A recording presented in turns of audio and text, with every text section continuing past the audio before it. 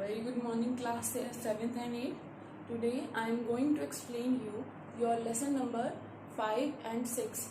In 8th class lesson number is 5. In 7th class lesson number is 6. So let me write your classes and lesson number. According to 7 lesson number is 6 and according to 8 lesson number is 5. And the chapter name is models,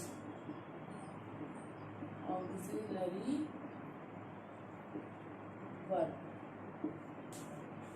सबसे पहले आप ये देखिए कि इस chapter में verb का नाम यूज हो रहा है. What is verb?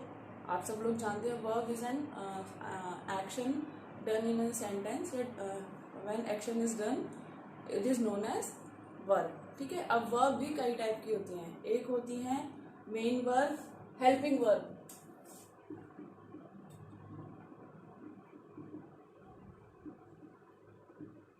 And second are our models that are simply known as auxiliary verbs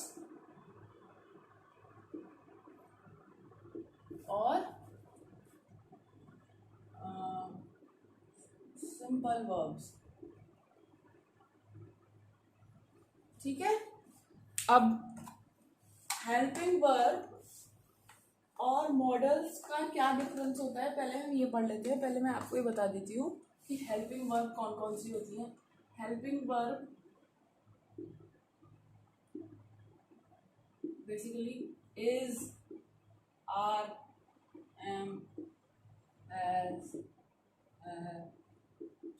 they, etcetera. ये सब हमारी कौन सी वर्ब होती हैं? हेल्पिंग वर्ब होती हैं.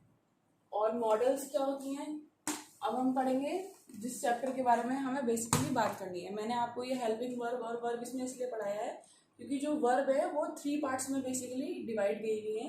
मैंने आपको सिर्फ यहाँ पे 2 का नाम पढ़ाया है, 2 के नेम्स बताए हैं, हेल्पिंग वर्ब और मॉडल यानी कि ऑक्सिलरी वर्ब. अब क्लास 7th की बुक में और 8th की बुक में अलग अलग टाइप से उसको एक्सप्लेन किया गया है. आप उस चीज़ को नहीं पढ़िएगा जो मैं इस वीडियो में बता रही हूँ, आप वो पढ़िए. सिंपली आपकी बुक में थोड़ा सा लेंथी प्रोसेस है, आप थोड़ा कंफ्यूज हो जाओगे, डिफ़िकल्ट हो जाओगे, आपके लिए समझना डिफ़िकल्ट हो जाएगा. इसीलिए मैं आपको यहाँ पे सिंपल वे में पढ़ाऊँगी जो आप यहाँ पे मॉडल्स का यूज़ अच्छे से करना सीख जाएंगे. सबसे पहले तो आप ये जानिए व्हाट आर ऑक्सिलरी वर्ब्स. तो मैं इनकी डेफिनेशन पढ़ देती हूँ एक बार. Auxiliary or helping verb. They join the main verb to form tenses, voices and moods. Okay. और यहाँ पे लिखा है modal verbs are a group of auxiliary verb. They are divided into 2 class, pure modals and marginal modals. Yes. अब आप लोग ये देखिए modals क्या होते हैं. बेसिकली modals बेसिकली जो है verb से एड ऑन होते हैं, वर्ब के साथ लगे होते हैं हमेशा. मे आई. सबसे पहले तो मैं आपको सारी मॉडल्स के नाम बता देती हूँ. हमारी कुछ मॉडल्स हैं और इनको यूज करने का एक पैटर्न है जो कि आपकी देखिए जैसे पॉसिबिलिटी है, परमिशन है, एडवाइस है, सजेशन है, ऑब्लिगेशन है, कंट्रैक्शन है और नेसेसिटी है, फ्यूचर पॉसिबिलिटी है, फ्यूचर एक्शन है. इनके बेसिस पे ये सारी चीज़ें, ये जितने भी एक्शंस हैं, ये जितने भी आपके कंटेंट है, इनके बेसिस पे इनको डिवाइड किया गया है. तो मैं आपको कौन सा मॉडल किस चीज़ में यूज हो सकता है वो मैं आपको इस ब्लैक बोर्ड पे लिख के समझाऊंगी. Same for 7th class and same for 8th class. अब सबसे पहले हम लोग यहाँ पे अपने मॉडल्स के नेम लिख लेते हैं इस तरह ब्लैक बोर्ड पे. May, must, can, could, will, would, should, ought to, need. और आप लोग बताइए कोई यहाँ पे रह गया हो मेरे से. May, must, can, could, will, would, should, ought to और might,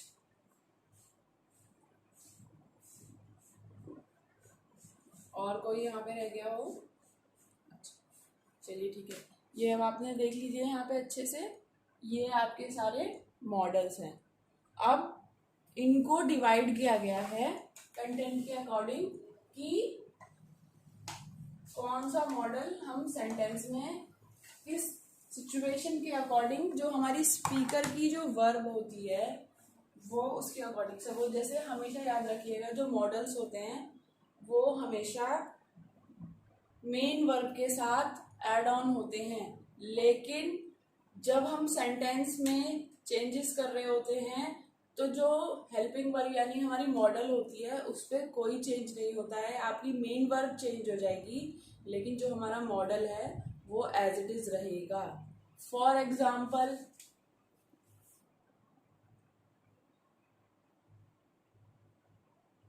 राधा सिंह,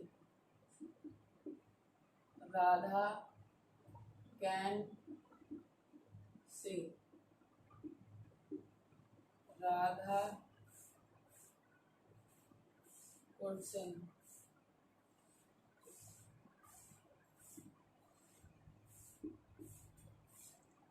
and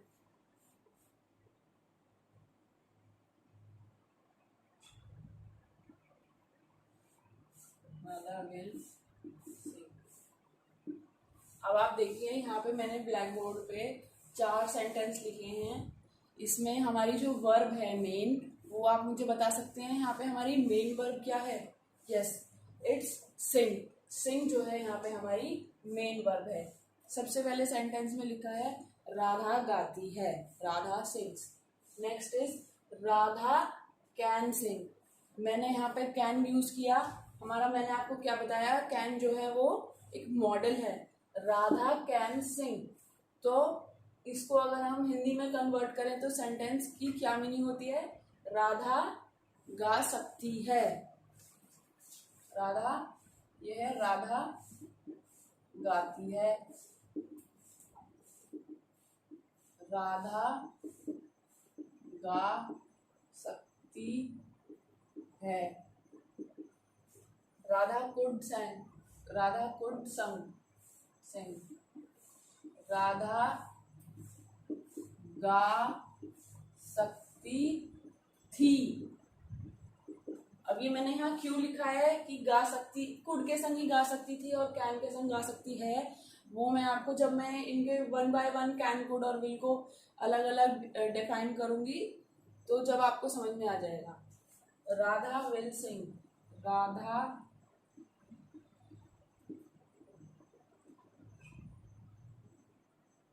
गाएगी। तो मेरे मॉडल्स को चेंज करने से यहाँ पे मीनिंग ही सेंटेंस का चेंज हो गया, लेकिन जो यहाँ पे जो मेन वर्ब है और सब्जेक्ट है क्या वो चेंज हो रहे हैं? यस।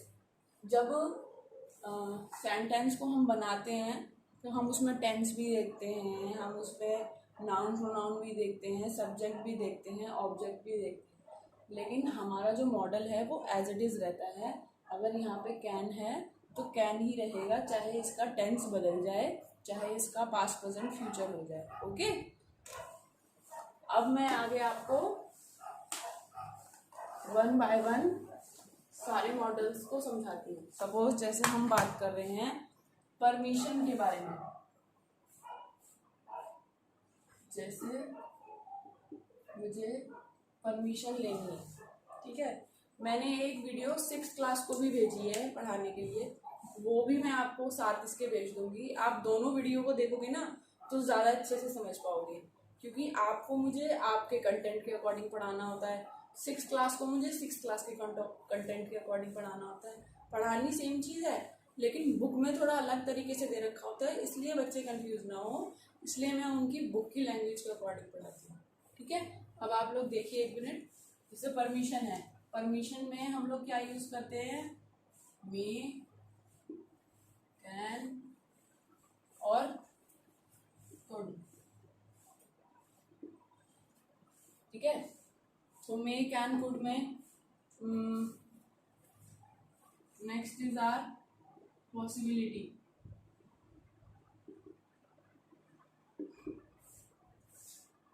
जहाँ पे पॉसिबिलिटी होती है कि वो हो सकता है काम, तो वहाँ पे क्या क्या आ सकता है? Can, code, may, might. Okay, तो वहाँ पे ये चारों आते हैं। ठीक है। प्रोबेबिलिटी, जहाँ पे प्रोबेबिलिटी होती है यानी कि कोई श्योरिटी नहीं होती है, तो प्रोबेबिलिटी में कौन कौन सा आ सकता है, आप मुझे बता सकते हो? प्रोबेबिलिटी में जहाँ पे श्योरिटी नहीं होती, तो वहाँ आता है हमारा माइट या फिर मे। और होता है हमारा सजेशन या फिर एडवाइस। जब हम किसी को सलाह दे रहे होते हैं तो वहाँ पे हमेशा आता है should. Okay, and after that जब हम किसी को प्रोहिबिशन या ऑब्लिगेशन, जब हम किसी को रोकते हैं किसी काम से, तो वहाँ क्या आएगा? यू मस्ट या फिर कुछ और आ सकता है। जब हम किसी को रोकते हैं तो वहाँ पे हम क्या यूज करते हैं? मस्ट। और necessity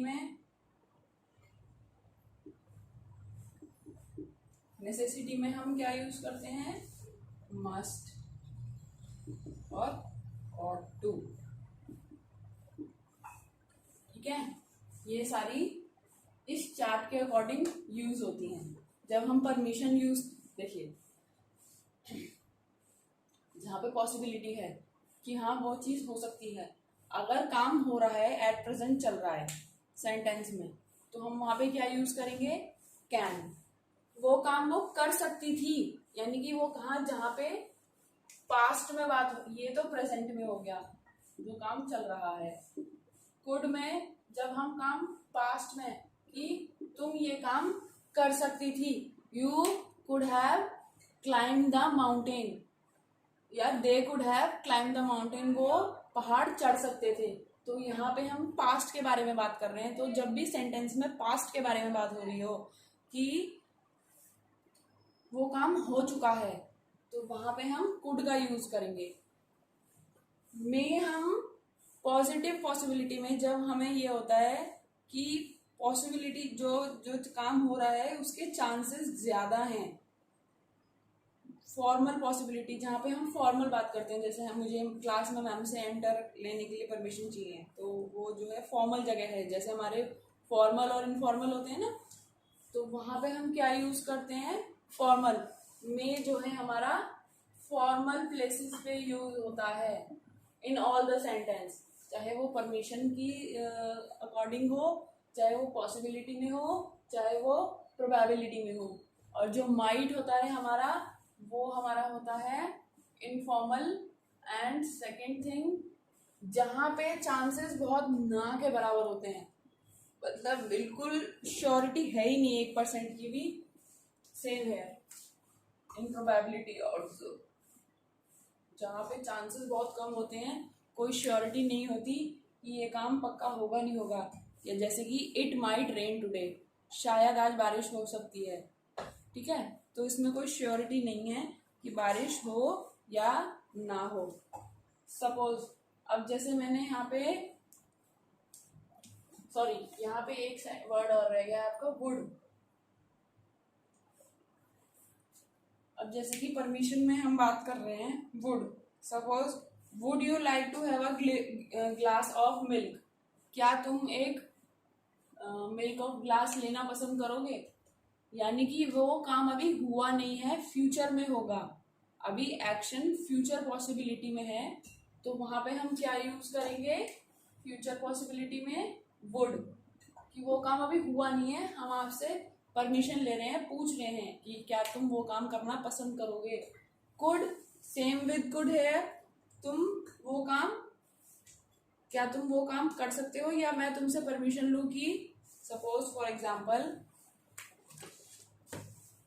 could they reach with their in-laws in the ceremony that I am already going to attend? क्या तुम अपने इन-लॉज के साथ सेरेमनी में आ सकते हो जहाँ पे मैं already that I am already going to attend, जो कि मैं ऑलरेडी अटेंड करने के लिए जा रहा हूँ। तो ये भी फ्यूचर में हो रहा है, इसमें फ्यूचर में बात हो रही है, अभी ये एक्शन हुआ नहीं है। We could not reach the airport in time. Ability, जहाँ पे हमारी क्षमता की बात हो रही होती है, देखिए एबिलिटी में लिखना भूल गई यहाँ पे, सॉरी। एबिलिटी में भी कैन कुड यूज होते हैं, एबिलिटी में भी कैन कुड यूज होते हैं। कैसे? जब आप प्रेजेंट में बात कर रहे हो तो वही सेम चीज है, यहाँ पे भी आप कैन यूज करोगे जब आप फ्यूचर हो सकती थी या तुम ये चीज बेहतर कर सकते थे। पास्ट में बात हो रही हो तो आप वहां पे कुड यूज करोगे। ठीक है, अब आप लोगों की बुक में एक्सरसाइज दी है, जैसे सजेशन या एडवाइस, बुक में एक्सरसाइज जो दी है वो तो आप कंप्लीट करोगे ही। पहले में ऑलमोस्ट ये आपका चार्ट हो ही गया है। जैसे कि ये सजेशन और एडवाइस रह गया। जब हम किसी को सलाह दे रहे होते हैं, जब हम किसी को सलाह देते हैं कि तुम्हें ये काम करना चाहिए, सपोज जैसे किसी हम सेंटेंस को हिंदी में ब्रेक करते हैं और उसमें आता है चाहिए, कि तुम्हें ये काम करना चाहिए, तो हम वहाँ पे क्या यूज करेंगे? Should. Next is prohibition and obligation. जब हम किसी पे रोक लगाते हैं कि तुम्हें ये काम नहीं करना चाहिए, तो यू मस्ट नॉट, तुमको ये चीज नहीं करनी चाहिए। एंड सेम विद नेसेसिटी, जब हम किसी चीज को नेसेसरी बताते हैं कि तुमको ये काम जरूर ही करना चाहिए, तो भी हम किस चीज का यूज करते हैं? मस्ट का। और जब हम शायद के बारे में बात कर रहे हो, यानी कि प्रोबेबिलिटी की, तो वहां पे हम क्या यूज करते हैं? मे या फिर माइट का। ओके, अगर इनफॉर्मल है तो माइट और फॉर्मल है तो may. And last is are ability. वही चीज मैंने जो बता चुकी हूँ आपको ऑलरेडी, कैन और कुड का यूज मैंने पहले ही आपको बता दिया है। तो इन सेंटेंसेस के अकॉर्डिंग आपके इन चीजों के इस चार्ट के अकॉर्डिंग आपके जो सेंटेंसेस हैं उसमें हम कैन, कुड और माइट में ये सब फिल करते हैं। कुछ हमारे वर्ड्स ऐसे हैं जिनमें हम नॉट यूज करके उनको कॉन्ट्रैक्ट भी कर सकते हैं। जैसे कि जब हम इनके नेगेटिव बना रहे होते हैं, अब मैं आपके सामने आ जाती हूँ। जैसे कि आप कैन है तो आप कैन को कैन नॉट लिख सकते हो, और इसको कैन कॉन्ट्रैक्ट करके कांट भी लिख सकते हो। वुड है, वुड को वुड नॉट लिख सकते हो या फिर वुडंट। हमारे कौन कौन से ऐसे हैं जो चेंज नहीं होते हैं? जैसे हमारा ये मे है तो मे का मे नॉट ही रह जाता है, ये चेंज नहीं होता है, ये एज इट इज ही रहता है। मे नॉट ही रहता है, चेंज नहीं होता है। कैन का हो जाता है कैन नॉट, कांट। वुड का हो जाता है वुड नॉट, वुडंट। माइट का माइट ही रहता है, माइट नॉट। कैन का कैन नॉट, और शुड नॉट का शुडंट, और मस्ट नॉट का भी चेंज हो जाता है। वो ऐसे लिख देते हैं हम उसको। ठीक है, और कोई बचा है यहाँ पे हमारा? नहीं, ऑलमोस्ट हो ही गए हैं यहाँ पे। ठीक है, तो ये चैप्टर आपका यहाँ फिनिश होता है, class 7th and 8th। I hope आपको थोड़ा बहुत समझ में आया होगा, क्योंकि आप लोग अगर मेरे सामने होते फेस टू फेस तो मैं आपसे क्वेश्चन पुट करती हैंड टू हैंड, फिर आपको समझाती। अब आप लोग अपनी बुक में देखिए, जो भी जितने भी एग्जाम्पल्स, जब तक आप पढ़ेंगे नहीं आपको अच्छे से क्लियर नहीं होगा। आप जितने एग्जाम्पल्स इससे रिलेटेड पढ़ोगे, 7th 8th क्लास की बुक में एक पेज नंबर 25 दे रखा है, उसमें तो क्वेश्चंस दे रखे हैं एग्जाम्पल।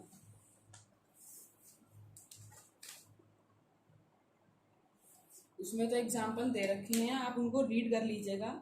और इससे रिलेटेड जो एक्सरसाइज वर्क है उसकी मैं PDF आपको कल सेंड करूँगी, ठीक है।